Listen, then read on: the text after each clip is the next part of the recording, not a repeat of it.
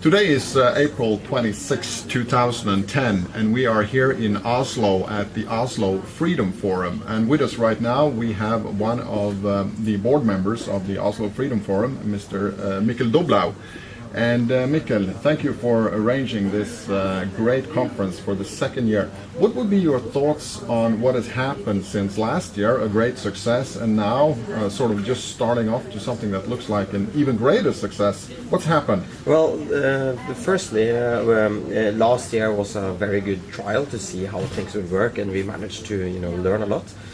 Secondly, the Norwegian press has become, instead of being very critical and skeptical, they are much more open and open-minded. We have managed to invite people, human rights witnesses, from not only from the last year was a great emphasis on Western countries. Now we have more from Asia, Eastern countries as well. So it's a more diverse conference than last year. And also, we are much more confident. We have the Norwegian Foreign Ministry with us. We have the Commune of Oslo. We have the Rafto Prize. We have a lot of good supporters. We have Amnesty International with us. So we are a much more combined force this year. It's not only Oslo Freedom Forum for the president alone, but also a much more combined force, meaning that we are able to get the message out also in a much wider and better way. Great. And of course this is a private event, right? It is a private event, and as Thor emphasized during the press conference, it's actually individuals, people who rule the world, not big politicians in expensive suits, not bureaucrats traveling around the world on fancy conferences. It has always been private people, individuals who take a stand, who come forward and speak out. That's what Oslo Freedom Forum is, and that's how it's going to be, hopefully, as well. Exactly, and the format of the conference in that sense is rather unusual, because most human rights events and most of the work that's being done, sort of the glamorous events, are run by the states themselves. Who oppress people, and it's also an event of chit-chatting. I mean, usually, I'm involved in politics in Norway, but I have not been, tortured or imprisoned or been, in any way abused. So it's very strange to see this big human rights conference, but all these people have never been to jail, never been abused, never been, what is that in English?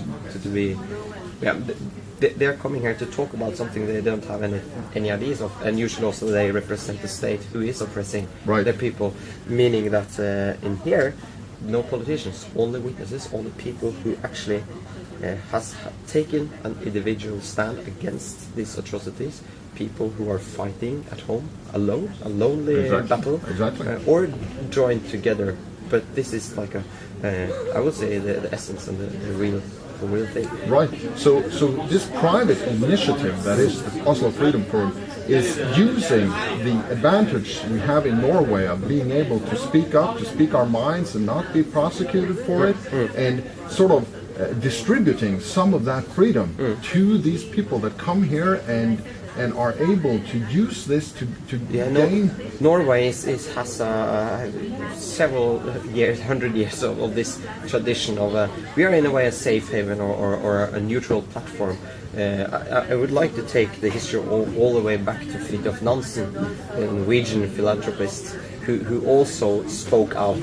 He was one person, not only did he go to the North Pole alone, but he also spoke out for human rights and fought, for freedom and liberty, and even got a passport named after him, which 50,000 people who didn't have a state could actually travel around with. And Thor Halvorsen, would I say, is actually maybe the new Fridtjof Nansen, and his private initiative is a proud tradition of actually speaking out, and he can do this from Norway.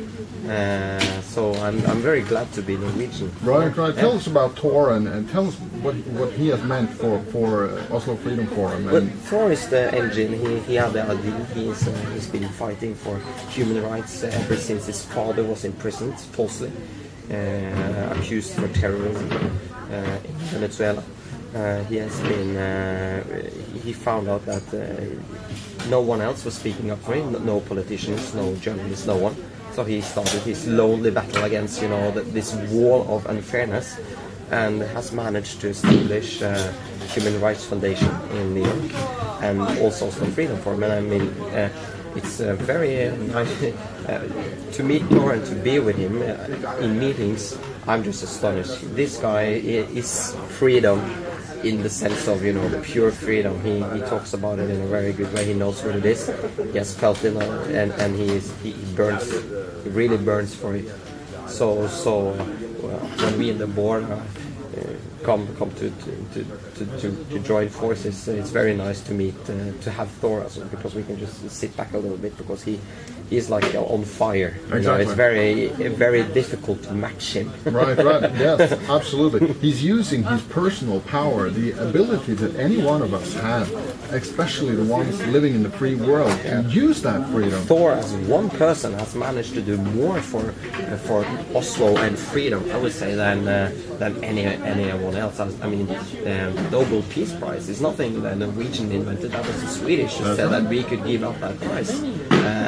And all the other, well, we have the Rafto Foundation, that is extremely good as well, but that's also one, like, it's the individual initiative all the way. But I see Thor is modernized. I know we knocked some people off the chair last year when they saw how professional it is. It's very well organized, very professional. Everything is very well done. It's private initiative, but it has the essence and feeling of. You should maybe think that it's a government or a big private company or something is behind it, but it's actually one person who's been running around asking for donations, and still we haven't managed to get all the money. So if someone is watching this and really wants to do something for freedom, please donate. Any amount will help us.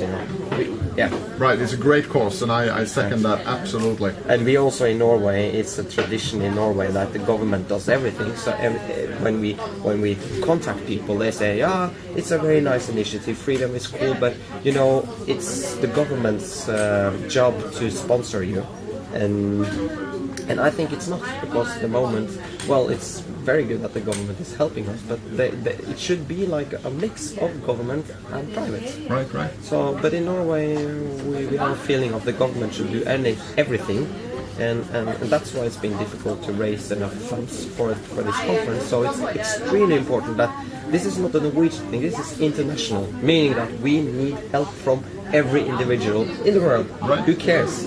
And it just happens to be located in Norway, because Norway's unique position when it comes to Nobel Peace Prize and our freedom and our ability to sort of speak up our mind without fear in Norway. So it's just using this venue. It could be anywhere, but it happens to be here. And Thor his grandfather is Norwegian, and he wanted to do it here. But I mean, as Thor said, if Norwegians doesn't want it, you could have the Stockholm Freedom Forum or Copenhagen Freedom Forum or whatever. And I think it would be very sad if we lose this from Oslo and Norway, because we should really take care of this. Right. This belongs in this city. Exactly, and we're sort of privatizing back some of the domains that have been taken over by the state. Yes. Because the Nobel Peace Prize was originally a private prize as well, and it still kind of is. But the board members are selected by the government, and so they have sort of taken over and politicized the movement. Then everything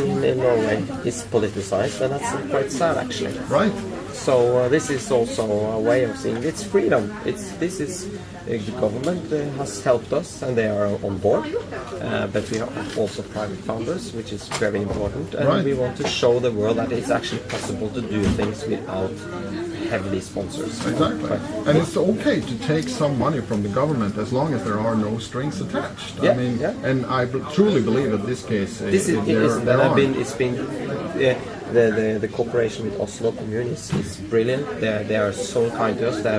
We have this huge reception, which in the city hall, which we never could afford, you know, and they're sponsoring and donating and helping us a lot.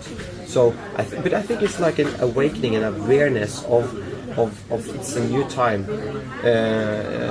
We have gone all the way from total private through the transition of a lot of government, and now the pendulum is swinging back again into more private, and you know, the balance between private and state, I think, will be a very good mix. Yeah. Oh, great. Well, we're very happy to be here at Oslo Freedom Forum. We're very happy about what the Oslo Freedom Forum is doing, with Tor leading it, and you on the board, and everyone around organizing the event.